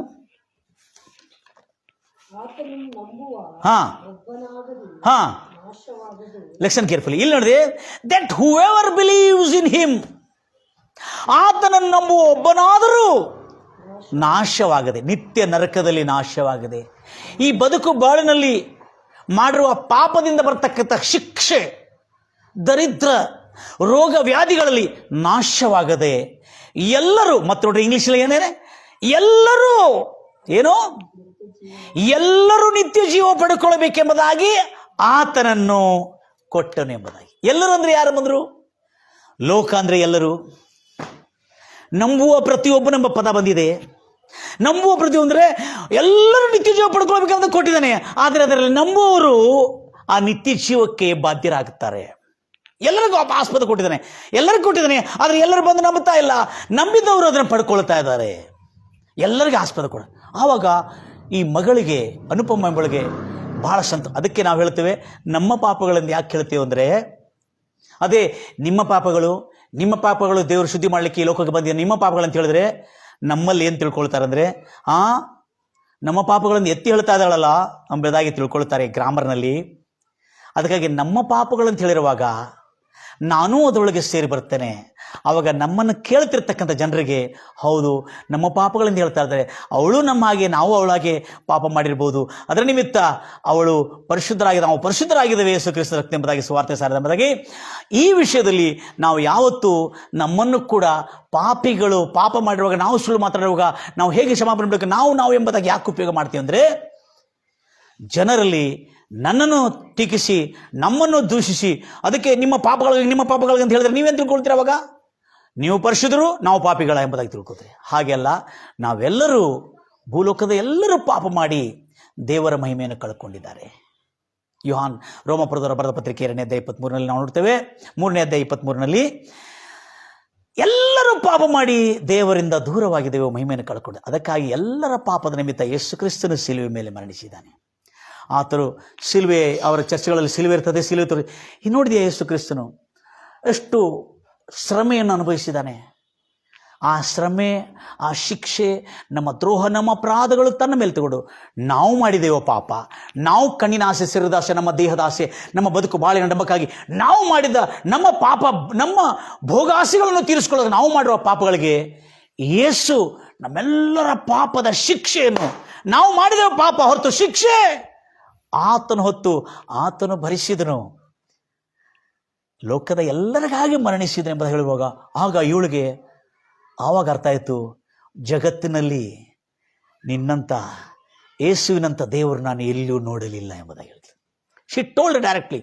ಇಂಥ ಮಹಾಪ್ರೇಮಿ ಭೂಲೋಕದ ಎಲ್ಲ ಜಾತಿ ಜನಾಂಗದಕ್ಕೋಸ್ಕರವಾಗಿ, ನಾವು ಮಾಡಿರುವ ಪಾಪ ಭೋಗಕ್ಕಾಗಿ, ನಾವು ಮಾಡಿರುವ ನಮ್ಮ ದ್ರೋಹ, ಕಣ್ಣಿನಾಸೆ, ಶರೀರದಾಸೆ, ಬದುಕೋ ಬಾಳಿನ ಡಂಬಕ್ಕಾಗಿ ಮಾಡಿರುವ ಪಾಪಕ್ಕಾಗಿ ನಮ್ಮ ಶಿಕ್ಷೆಯನ್ನು, ಜಗತ್ತಿನ ಎಲ್ಲ ಶಿಕ್ಷೆಯನ್ನು ಯೇಸು ಕ್ರಿಸ್ತನು ಹೊತ್ತನಲ್ಲ, ನಿಜವಾಗಲೂ ಈತನು ಜಗತ್ತಿನಲ್ಲಿರುವ ಎಲ್ಲ ಮಾನವರನ್ನು ಪ್ರೀತಿ ಮಾಡುವ ಆತನಂಥ ದೇವರು ನಾನು ಎಂದಿಗೂ ಕೇಳಿಲ್ಲ, ನೋಡಲಿಲ್ಲ. ಎಲ್ಲ ಜಾತಿ ಜನಾಂಗದವ್ರಿಗಾಗಿ ಮರಣಿಸಿದ್ರೆ ಎಂಬುದಾಗಿ ಬೈಬಲ್ ಹೇಳ್ತಾ ಇದೆಯಲ್ಲ. ಎಂಥ ಉತ್ತಮವಾದಂಥ ದೇವರು ಎಂಬುದಾಗಿ ಹೇಳಿಕೊಂಡು, ಹಾಗಾದರೆ ನೀವು ಹೇಳಿದ್ರಲ್ಲ ಮೇಡಮ್, ನೀವು ಪರಲೋಕಕ್ಕೆ ಖಂಡಿತವಾಗಿ ಹೋಗ್ತೀರ ಅಂತೇಳಿ, ಈಗ ನಾನು ಆ ಸ್ವರ್ಗಕ್ಕೆ ಹೋಗಬೇಕಾದ್ರೆ ಏನು ಮಾಡಬೇಕೆಂಬುದಾಗಿ ಕೇಳ್ತಾಳೆ. ಭಾಳ ಒಳ್ಳೆ ಪ್ರಶ್ನೆ ಕೇಳ್ತಾಳೆ. ನನ್ನ ಪ್ರಿಯ ಎಲ್ಲ ಆತ್ಮೀಯರೇ, ಭಾಳ ಜಾಗೃತಿಯಿಂದ ಕೇಳ್ಕೊಳ್ತೀರಿ ಸಂದೇಶ. ಯಾಕಂದರೆ ಇಂಥ ಸನ್ನಿವೇಶ ಅದ್ಭುತವಾದಂಥ ಸನ್ನಿವೇಶ. I love this story.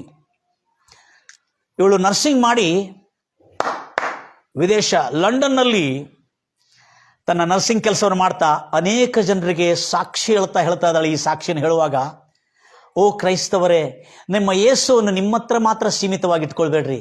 ಆ ಯೇಸುವನ್ನು ಅನೇಕ ಜನರಿಗೆ ತಿಳಿಸ್ರಿ. ನನ್ನಂಥ ಅನೇಕ ತಿಳುವಳಿಕೆ ಇಲ್ಲದ ಮೂರ್ಖರು, ಜ್ಞಾನ ಇಲ್ಲದವರು, ಅಂಧವಿಶ್ವಾಸದಲ್ಲಿದ್ದವರು, ಮೂಢನಂಬಿಕೆಯಲ್ಲಿದ್ದವರಿಗೆ ಜ್ಞಾನೋದಯವಾಗ್ತದೆ. ನೀನು ಸಾರಿ ಹೇಳು ಅನೇಕ ಜನರಿಗೆ. ಎಲ್ಲ ಕ್ರೈಸ್ತವರೇ, ಕಳಕಳಿಯಿಂದ ವಿನಂತಿಸ್ತೀನಿ, ಯೇಸುವನ್ನು ಸಾರಿರಿ, ಎಲ್ಲ ಜನ ರಕ್ಷಣೆ ಹೊಂದಲಿ.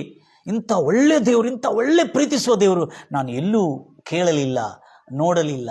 ಪ್ರೈಸ್ ಲಾರ್ಡ್ ಜೀಸಸ್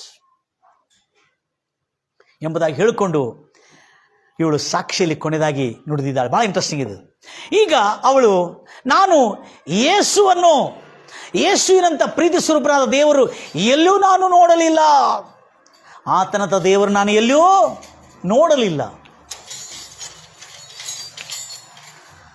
ಪಾಪದ ಮರಣದಲ್ಲಿ ಇದ್ದಂಥ ನನ್ನ ಪ್ರೀತಿ ಮಾಡಿ ಪ್ರಾಣ ಕೊಟ್ಟು ಬದುಕಿಸಿದಿ ದೇವಾ.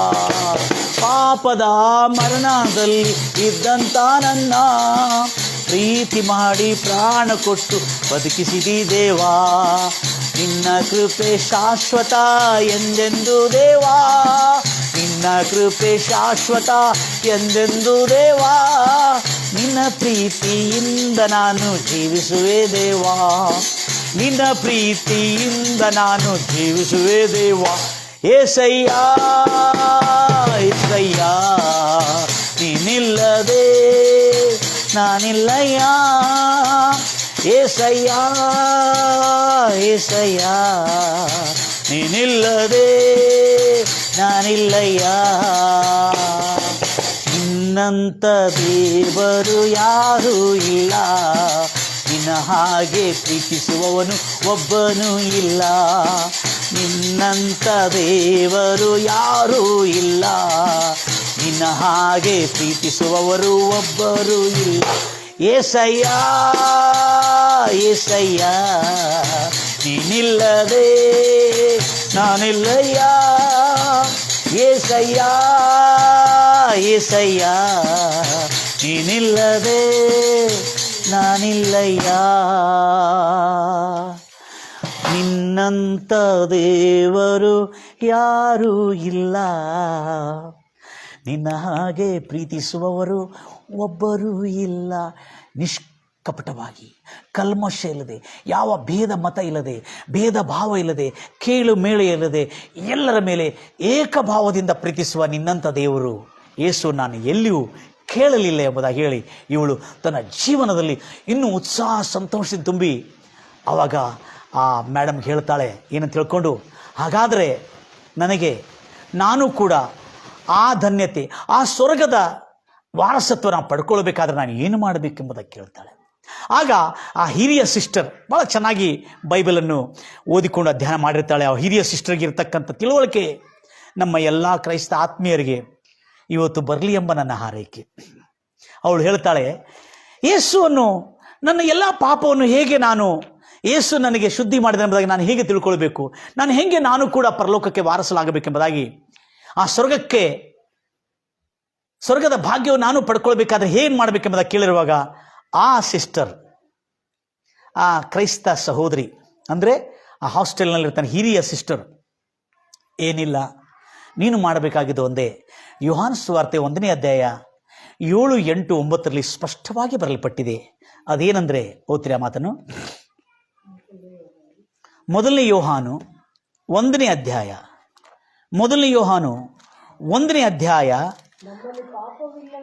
ನಮ್ಮಲ್ಲಿ ಪಾಪವಿಲ್ಲವೆಂದು ಯಾವನಾದರೂ ಹೇಳಿಕೊಂಡರೆ ನಮ್ಮನ್ನು ನಾವೇ ಮೋಸಪಡಿಸಿಕೊಳ್ಳುತ್ತಾ ಇದ್ದೇವೆ. ಸತ್ಯವು ನಮ್ಮಲ್ಲಿ ಇರುವುದಿಲ್ಲ. ನಾವು ನಮ್ಮ ಪಾಪಗಳನ್ನು ಒಪ್ಪಿಕೊಂಡು ಬಾಯಿಂದ ಒಪ್ಪಿಕೊಂಡು ಅರಿಕೆ ಮಾಡಿದರೆ ಆತನು ನಂಬಿಕಸ್ಥನು, ಆ ಕರ್ತನು ನೀತಿವಂತನು ಆಗಿರುವುದರಿಂದ ನಮ್ಮ ಪಾಪಗಳನ್ನು ಕ್ಷಮಿಸಿ, ನಮ್ಮ ಪಾಪಗಳನ್ನು ಕ್ಷಮಿಸಿಬಿಟ್ಟು ಸಕಲ ಅನೀತಿಯಿಂದ ನಮ್ಮನ್ನು ಶುದ್ಧಿ ಮಾಡುವನು. ಸಕಲ ಅನೀತಿಯಿಂದ ನಮ್ಮನ್ನು ಶುದ್ಧಿ ಮಾಡೋನು. ತನ್ನ ರಕ್ತ, ಆತನು ಎಲ್ಲ ಪಾಪಗಳನ್ನು ತನ್ನ ರಕ್ತದಿಂದ ಶುದ್ಧಿ ಮಾಡೋನೆಂಬುದಾಗಿ. ಇದನ್ನು ಕೇಳಿರ್ತಕ್ಕಂಥ ಈ ಸಹೋದರಿ ಬಹಳ ಸಂತೋಷ, ಆನಂದ, ಹರ್ಷದಿಂದ ಹಾಗಾದ್ರೆ ಹಾಗೆ ನಾನು ಕನ್ಫೆಷನ್ ಮಾಡಬೇಕಾ? ಹೌದು, ನಿನ್ನ ಪಾಪಗಳನ್ನು ಒಪ್ಪಿಕೊಂಡು ಅರಿಕೆ ಮಾಡಬೇಕು. ತದನಂತರ ಅಷ್ಟಕ್ಕೆ ಬಿಡಲಿಲ್ಲ ಅವಳು. ಹಾಗಾದ್ರೆ ನನ್ನ ಪಾಪಗಳು ಆಗಿದ ಮೇಲೆ ನಾನು ಪರಲೋಕಕ್ಕೆ ವಾರಸಲಷ್ಟೇ ಅಲ್ಲ ಮಗಳೇ, ಯೇಸುವನ್ನು ಈ ಕಳಿಸಲ್ಪಟ್ಟಿರ್ತಕ್ಕಂಥ ಎಲ್ಲರಿಗಾಗಿ ಕಳಿಸಲ್ಪಟ್ಟನು. ಎಲ್ಲರೂ ಒಬ್ಬರಾದರೂ ನಾಶವಾಗಬಾರ್ದು ಕಳಿಸಲ್ಪಟ್ಟನು. ನಂಬುವ ಒಬ್ಬನಾದರೂ, ಅಂದರೆ ಎಲ್ಲರಿಗಾಗಿ ಕಳಿಸಲ್ಪಟ್ಟನು. ಯಾರ್ಯಾರು ಆತನ ನಂಬುತ್ತಾರೆ ಅವರಿಗೆ ರಕ್ಷಣೆ ಪ್ರಾಪ್ತವಾಗ್ತದೆ. ಆಗ ಯೋಹಾನ ಸುವಾರ್ತೆ 1ನೇ ಅಧ್ಯಾಯ 12ನೇ ವಚನದಲ್ಲಿ ಬಹಳ ಸುಂದರವಾಗಿ ಹೇಳ್ತಾರೆ, ಯಾರ್ಯಾರು ಆತನನ್ನು, ಯೇಸುವನ್ನು ತನ್ನ ಹೃದಯದಲ್ಲಿ ಅಂಗೀಕರಿಸಿ ಸ್ವೀಕರಿಸುತ್ತಾರೋ, ಆತನ ಹೆಸರಿನಲ್ಲಿ ಯೇಸು ಎಂಬ ಆ ರಕ್ಷಕನೆಂಬ ನಾಮದಲ್ಲಿ ನಂಬಿಕೆ ಇಡುವವರು ಅವರಿಗೆ ದೇವರ ಮಕ್ಕಳಾಗುವ, ಪರಲೋಕದ ವಾರಸುದಾರರಲ್ಲ, ದೇವರ ವಾರಸುದಾರರಾಗುವ ಅಧಿಕಾರ ಕೊಡಲಾಗುತ್ತದೆ ಎಂಬುದಾಗಿ. Praise the lord Jesus. ಆಗ ಇದನ್ನು ಕೇಳಿ, ಅರೆ, ಅವಳು ಪ್ರಶ್ನೆ ನೋಡ್ರಿ ಎಷ್ಟು ಚೆನ್ನಾಗಿದೆ.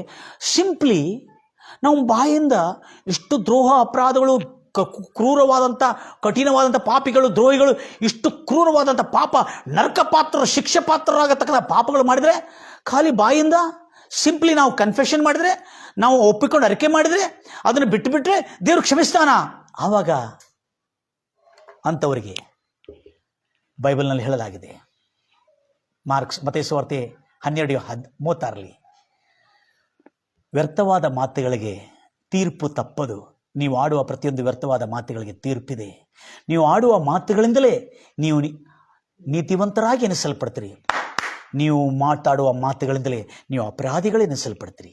ಅದಕ್ಕಾಗಿ ಯೇಸು ನಮಗೆ ಒಂದು ಸೌಭಾಗ್ಯವನ್ನು ಕೊಟ್ಟಿದ್ದಾನೆಂದರೆ ಇಷ್ಟು ಗುರು, ನೀನು ನಿನ್ನ ಬಾಯಿಂದ ನಿನ್ನ ಪಾಪಗಳನ್ನು ಒಪ್ಪಿಕೊಂಡು, ನಿನ್ನ ಪಾಪಗಳನ್ನು ಬಿಟ್ಟು ಒಪ್ಪಿಕೊಳ್ಳೋದಾದರೆ ನಿನ್ನ ಎಲ್ಲ ಪಾಪಗಳನ್ನು ಆತನ ರಕ್ತದಿಂದ ಶುದ್ಧಿ ಆಗುವಂತೆ ಮಾಡುತ್ತಾನೆ. ನಿನ್ನನ್ನು ಆತನ ಮಗಳಾಗಿ ಆತನು ಆರಿಸಿಕೊಂಡಿದ್ದಾನೆ. ಇನ್ನು ಮುಂದೆ ನೀನು ಆತನ ಮಗಳಾಗಿ ಬದುಕಬಹುದು. ಪರಲೋಕಕ್ಕೆ ನಾಗರಿಕತ್ವ ಅಲ್ಲ, ದೇವರಿಗೆ ಮಗಳಾಗುವಂಥ ಅಧಿಕಾರ ನಿನಗೆ ದೊರಕುತ್ತದೆ. ಇದನ್ನು ಕೇಳಿದುಕೊಳ್ಳಿ, ಹೌದಲ್ಲ ಇವ್ರು ಹೇಳತಕ್ಕಂಥ ಮಾತು. ಆದರೆ ಮತ್ತು ಪ್ರಶ್ನೆ, ನಾವು ಇಷ್ಟು ಪಾಪ ಮಾಡಿದರೆ, ಇಷ್ಟು ಪಾಪಕ್ಕೆ ಇಷ್ಟು ಶಿಕ್ಷೆ ನಮಗೆ ಸಿಗದೆ ಇಷ್ಟು ಸುಲಭವಾಗಿ ಯಾಕೆ ಸಿಗ್ತದೆ ಎಂಬುದಾಗಿ ಕೇಳಿರುವಾಗ ಆ ಸಿಸ್ಟರ್ ಹೇಳ್ತಾಳೆ, ಇಲ್ಲ, ನಮಗೆ ಈ ಉಚಿತವಾದಂಥ, ಈ ಉದ್ಧಾರವಾದಂಥ ಈ ಒಂದು ಪರಲೋಕದ ಸುಖ ನಮಗೆ ಯಾಕೆ ಸಿಕ್ಕಿದೆ ಅಂದರೆ, ಪ್ರೈಸ್ ಲಾರ್ಡ್, ಈ ನಮಗೆ ಪರಲೋಕದ ಸುಖ ನಮಗೆ ಯಾಕೆ ಸಿಕ್ಕಿದೆ ಅಂದರೆ,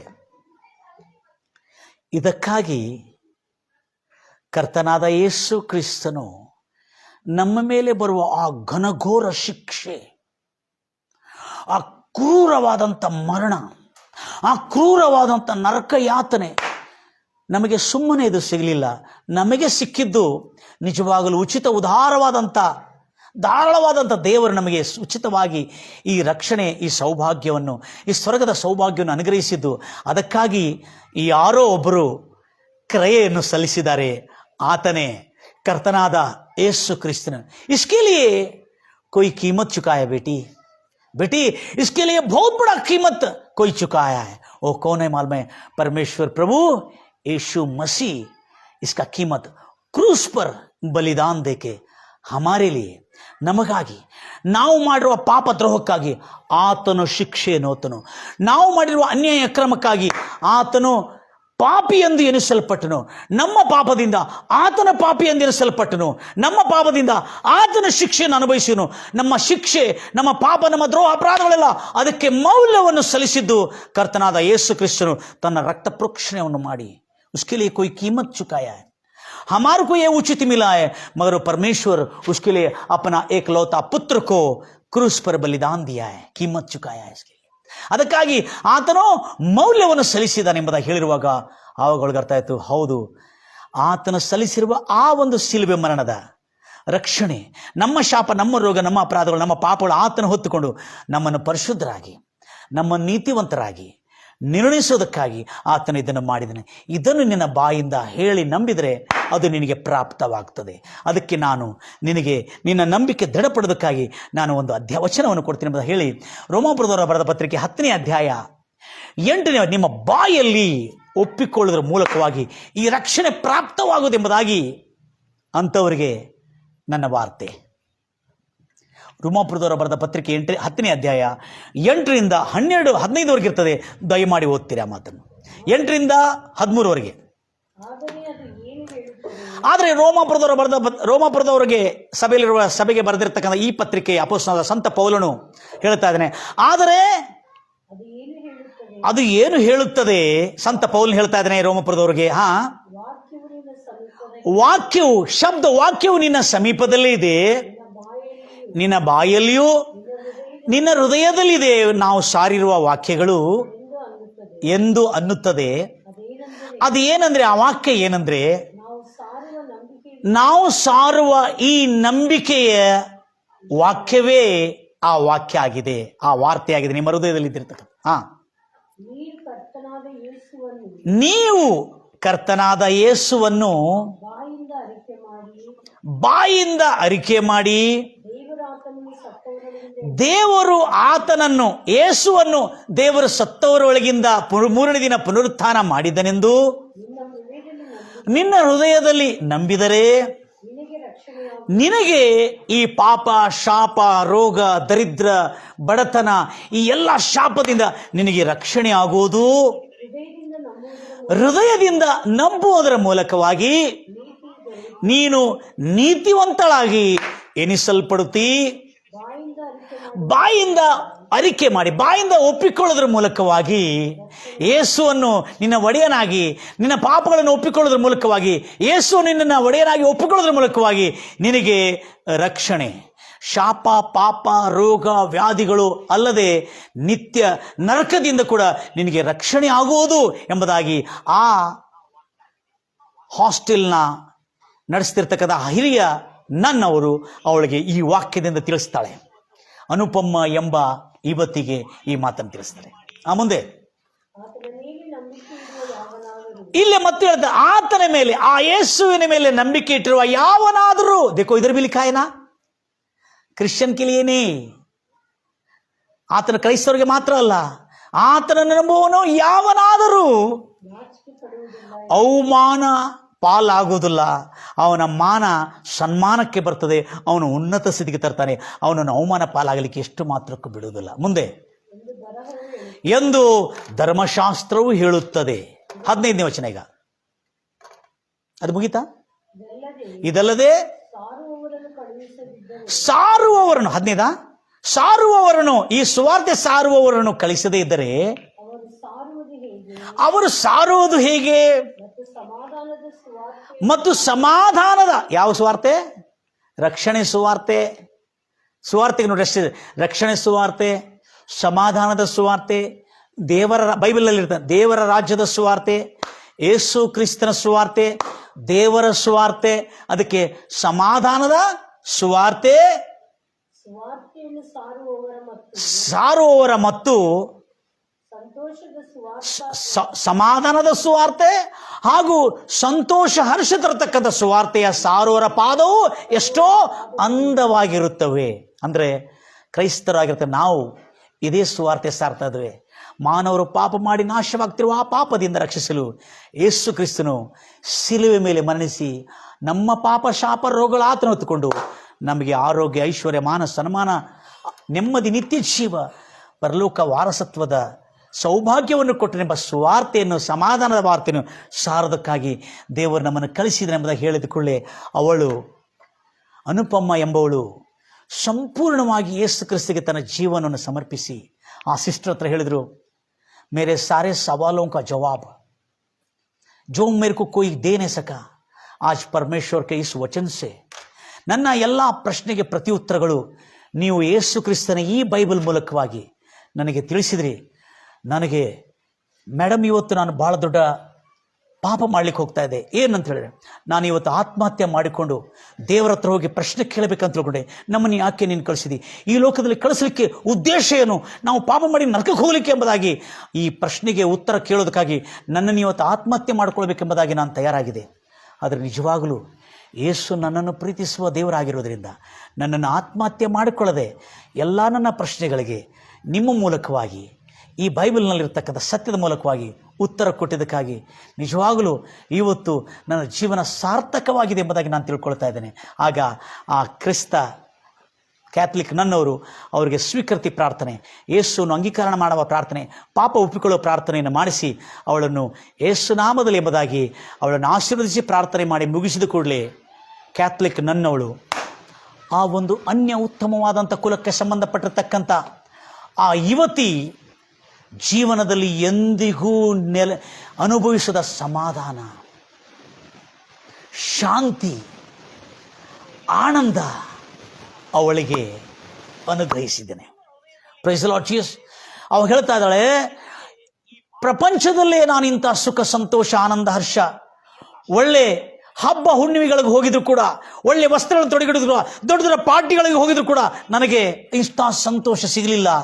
ಇವತ್ತು ನಿಜವಾಗಲೂ ನನ್ನ ಆತ್ಮ ಪ್ರಾಣಕ್ಕೆ ದೊರಕಬೇಕಾಗಿರುವ ಸಂತೋಷ, ತೃಪ್ತಿ, ಆನಂದ, ಪ್ರಶ್ನೆಗಳಿಗೆ ಉತ್ತರ, ಈಗ ನನ್ನ ಬದುಕಿಗೆ ಒಂದು ಅರ್ಥ ಇದೆ ಎಂಬುದಾಗಿ ನನಗೆ ಅರ್ಥ ಆಯಿತು. ನಾನು ಇನ್ನಿಂದಿನದ ಯೇಸುವನ್ನೇ ನನ್ನ ಒಡೆಯನಾಗಿ, ರಕ್ಷಕನಾಗಿ ಸ್ವೀಕರಿಸಿ ಅಂದಿನಿಂದ ಇವತ್ತು ಅವಳು ಲಂಡನ್ನಲ್ಲಿ ನರ್ಸಿಂಗ್ ಕೆಲಸ ಮಾಡ್ತಾ ಇದ್ದಾಳೆ. ಅಲ್ಲಿ ಕೂಡ ಹೋಗಿ ಸಭೆಗಳಲ್ಲಿ, ಚರ್ಚ್ಗಳಿಗೆ ಹೋಗಿ ಸಾಕ್ಷಿ ಹೇಳ್ತಾ ಇದ್ದಾಳೆ. ಏದಳು, ಕ್ರೈಸ್ತವರೇ, ಅನೇಕ ಜನರು ಸುವಾರ್ತೆ ತಿಳಿಯದೆ, ಈ ಸಮಾಧಾನ ವಾರ್ತೆ ತಿಳಿದೆ ಅನೇಕ ಜನ ನನ್ನಂಥವರು ನಾಶವಾಗದಂತೆ ನೀವು ಕನಿಷ್ಠ ಪಕ್ಷಕ್ಕೆ ಅಕ್ಕಪಕ್ಕದವರಿಗೆ ನಿಮ್ಮ ಸಾಕ್ಷಿಗಳನ್ನು ಹೇಳ್ರಿ, ಯೇಸು ಕ್ರಿಸ್ತನ ವಿಷಯದಲ್ಲಿ ಹೇಳ್ರಿ. ಎಷ್ಟೋ ಜನರಿಗೆ ಈ ರಕ್ಷಣೆ ಪ್ರಾಪ್ತವಾಗಲಿ ಎಂಬ ಹಾರೈಕೆಯಿಂದ ನಾನು ಈ ಸಾಕ್ಷಿಯನ್ನು ಹೇಳ್ತಾ ಇದ್ದೇನೆ ಎಂಬುದಾಗಿ ಅವಳು ತಿಳಿಸಿ ಎಲ್ಲ ಜನರಿಗೆ ಕೊನೆ ಮಾತು ಹೇಳಿದರೆ, ಸಂದೇಶ, ಈ ಸಮಾಧಾನದ ವಾರ್ತೆ, ಈ ಜಗತ್ತನ್ನು ಉದ್ಧರಿಸಿರತಕ್ಕಂಥ, ರಕ್ಷಿಸಿರ್ತಕ್ಕ ಆ ಯೇಸು ಕ್ರಿಸ್ತನ ವಾರ್ತೆ ಎಲ್ಲರಿಗೂ ತಲುಪಲಿ ಎಂಬುದಾಗಿ ಹಾರೈಸಿರುವ ಹಾರೈಕೆ ನಿಮಗೂ ತಲುಪಲಿ ಎಂಬುದಾಗಿ ನಾನು ಹಾರೈಸ್ತಾ ಇದ್ದೇನೆ. ನನ್ನನ್ನು ಕೇಳ್ತಿರ್ತಕ್ಕಂಥ ಎಲ್ಲ ನನ್ನ ಪ್ರಿಯ ಸಹೋದರಿ ಸಹೋದರಿ, ವಚನಗಳು ವಾಕ್ಯಗಳ ತಕ್ಕಂತೆ ಈ ಅನ್ಯ ಅನುಪಮ್ಮ ಎಂಬ ಉತ್ತಮವಾದಂಥ ಕುಲಕ್ಕೆ ಸಂಬಂಧಪಟ್ಟಿರ್ತಕ್ಕಂಥ ಈ ಸಹೋದರಿ ರಕ್ಷಣೆ ಹೊಂದಿದ್ದು ಮಾತ್ರ ಅಲ್ಲದೆ ಅವರ ತಂದೆ, ಅವರ ತಾಯಿ, ಅವರ ಸಹೋದರು ಎಲ್ಲರೂ ಕೂಡ ರಕ್ಷಣೆ ಹೊಂದಿ ಈಗ ಅವರು ಒಳ್ಳೆ ಉದ್ಯೋಗದಲ್ಲಿ ಉನ್ನತ ಸ್ಥಿತಿಗೆ ಬಂದಿದ್ದವರು ಅಷ್ಟೇ ಅಲ್ಲದೆ ಅವರು ಅನೇಕ ಜನರಿಗೆ ಯೇಸು ಕ್ರಿಸ್ತನ ನಿಜವಾದ ಮಾನವ ಕುಲಕ್ಕಾಗಿ, ಮಾನವನ ಪಾಪ, ಶಾಪ, ದ್ರೋಹ, ಅಪರಾಧಗಳು, ವ್ಯಾಧಿಗಳು, ಪೀಡೆಗಳಿಗಾಗಿ ಆತನು ಒಬ್ಬನೇ ರಕ್ಷಕನು. ಆತನಂಥ ಲೋಕವನ್ನು ಪ್ರೀತಿಸುವವನು ದೇವರು ಈ ಲೋಕದಲ್ಲಿ ಯಾರೂ ಇಲ್ಲ. ಆತನ ಪ್ರೀತಿಯನ್ನು ಸಾರಿ ಅವರು ಧನ್ಯರಾಗ್ತಾ ಇದ್ದಾರೆ. ನನ್ನ ಪ್ರಿಯ ಸಹೋದರಿ ಸಹೋದರೇ, ಆತ್ಮೀಯರಾದ ನಾವು ಏನು ಮಾಡ್ತಾ ಇದ್ದೇವೆ,